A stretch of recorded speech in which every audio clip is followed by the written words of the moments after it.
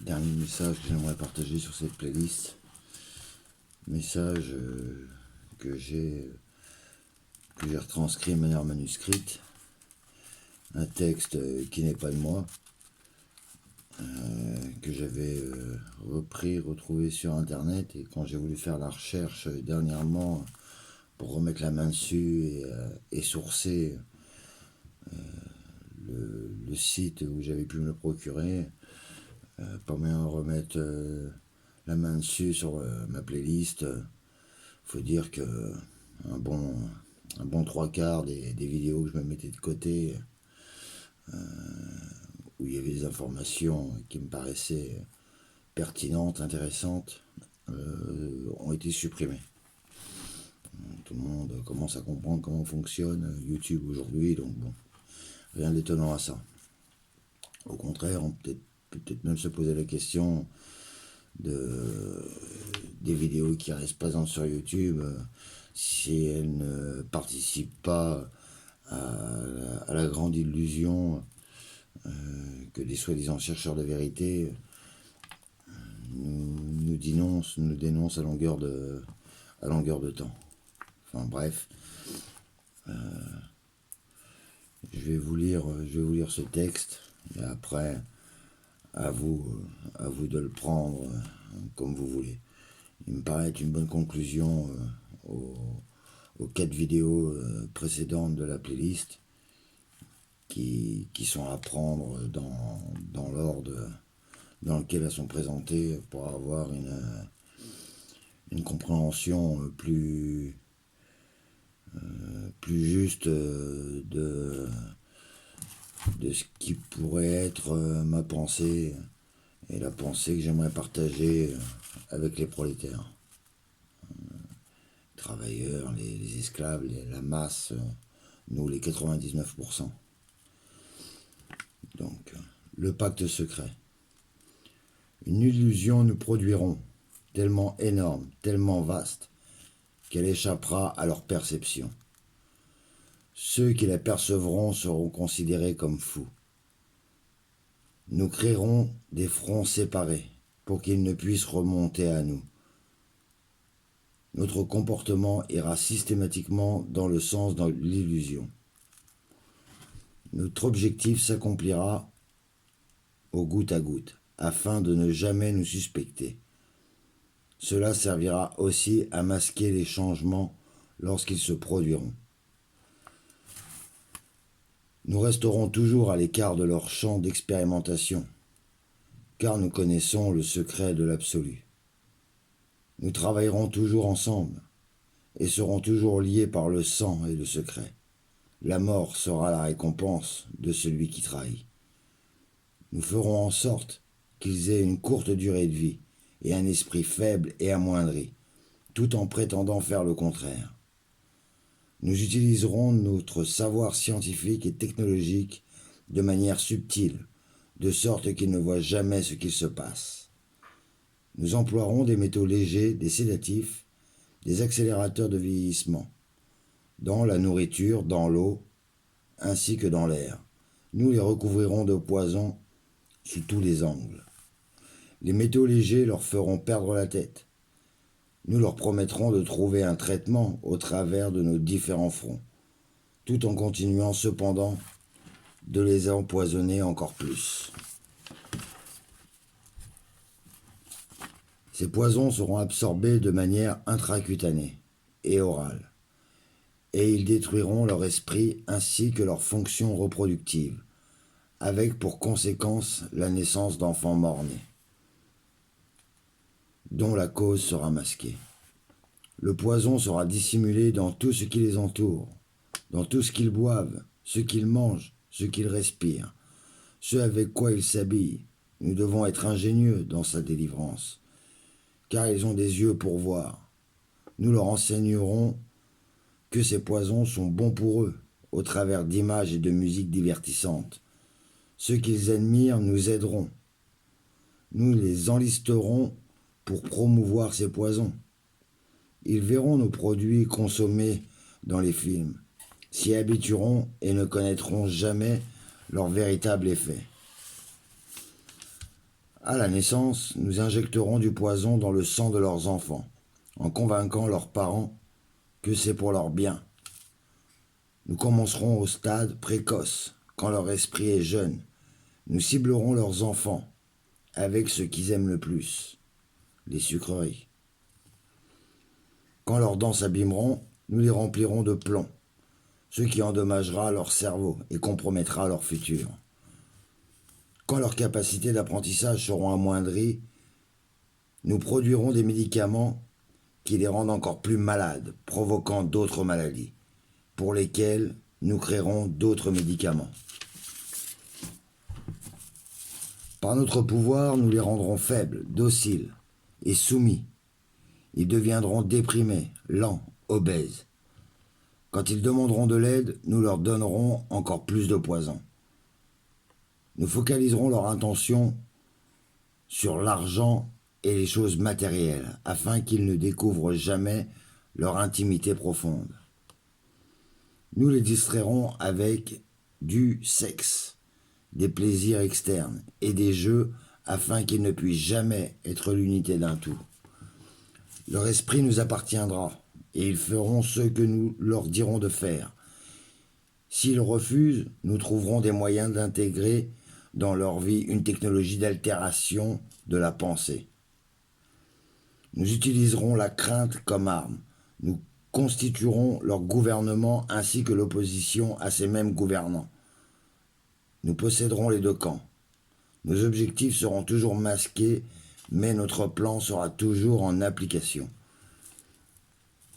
Ils effectueront le travail pour nous, et nous prospérerons grâce à leur labeur. Nos familles ne se mélangeront jamais avec les leurs. Notre sang doit rester pur, à jamais, car c'est ainsi. Nous les ferons s'entretuer, quand cela nous conviendra. Nous les maintiendrons à l'écart de l'unité par le biais des religions et des dogmes. Nous contrôlerons chaque aspect de leur vie. Nous contrôlerons leur manière de penser, comment le penser. Nous les dirigerons avec douceur et gentillesse, en les amenant à croire qu'ils sont leurs propres guides. Nous fomenterons un climat d'animosité à travers nos factions. Quand la lumière brillera en eux, nous l'éteindrons par le ridicule ou la mort selon notre convenance.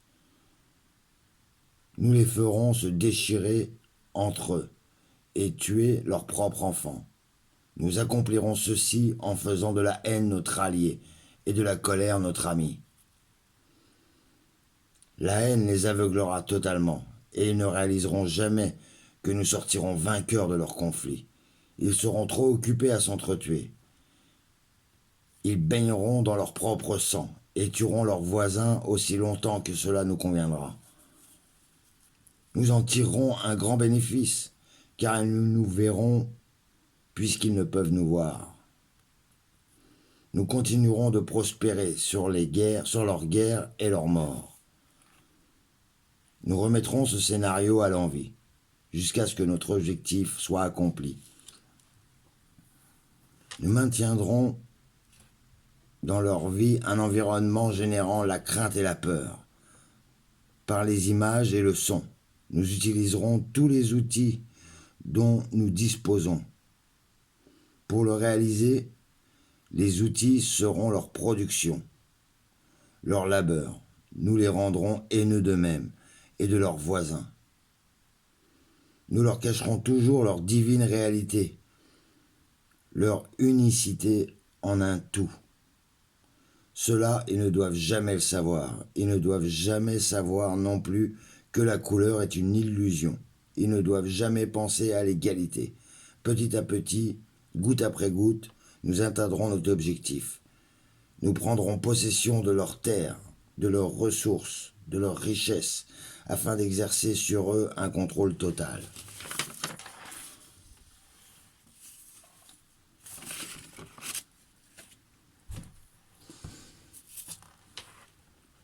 Nous les inciterons de manière trompeuse à accepter des lois qui les priveront du peu de liberté qu'ils auront.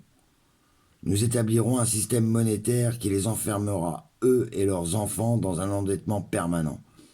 Quand ils boycotteront, nous les accuserons de crimes et présenterons une histoire trompeuse au monde. À travers les médias que nous contrôlerons tous, nous nous en servirons pour filtrer l'information et maintenir leur approbation. Quand ils s'élèveront contre nous, nous les écraserons comme des insectes, ce qu'ils ne sont même pas. Ils n'auront aucun moyen de faire quoi que ce soit, car ils ne seront pas armés. Nous recruterons quelques-uns des leurs pour réaliser nos plans. Nous leur promettrons la vie éternelle qu'ils n'obtiendront jamais, car ils ne sont pas des nôtres. Les recrues seront appelés des initiés et seront endoctrinés afin de croire qu'ils pourront atteindre des royaumes célestes par le biais de rituels de passage trompeurs. Les membres de ces groupes d'initiés seront convaincus d'être intégrés parmi nous, alors qu'ils ne connaîtront jamais la vérité et ils ne doivent jamais la découvrir, car alors ils se retourneraient contre nous. Pour leur travail, ils seront récompensés par des choses terrestres et des titres, mais ne deviendront jamais immortels, ni ne seront parmi, ni ne feront partie de nous, et ne recevront jamais la lumière du voyage cosmique.